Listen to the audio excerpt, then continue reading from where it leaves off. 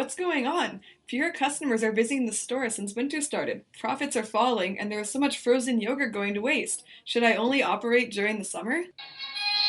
Accounting superheroes to the rescue! No, because you have unavoidable fixed costs such as rent. Then what should I do?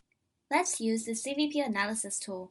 CVP stands for cost, volume, profit, and it connects these three variables through this equation. Profit equals revenue minus variable costs minus fixed costs, and revenue minus variable costs is called contribution margin.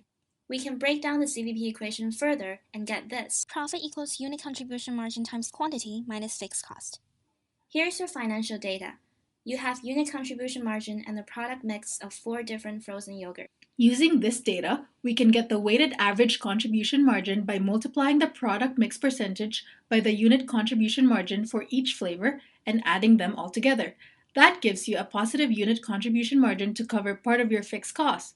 But because you have huge fixed costs, you generate an operating loss.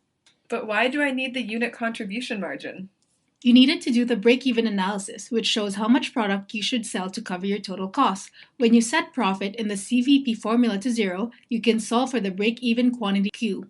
Applying this formula, we get the grams of frozen yogurt you need to sell in order to break even.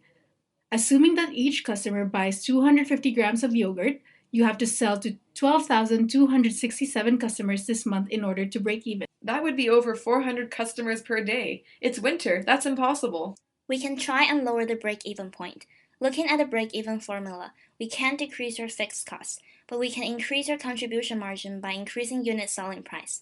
However, because this will drive away price-sensitive customers, you should decrease unit variable costs instead. We suggest you do the following. A lot of your toppings are wasted. You should decrease the amount of perishable toppings available to decrease costs. Since chocolate flavor has the lowest contribution margin, you can drop chocolate, but only drop it when it doesn't affect the sales of other flavors. By doing this, the unit contribution margin goes up, which pulls down the break-even point. Wow, thank you for all your help. You're welcome! Your $5,000 consultation fee is payable next month.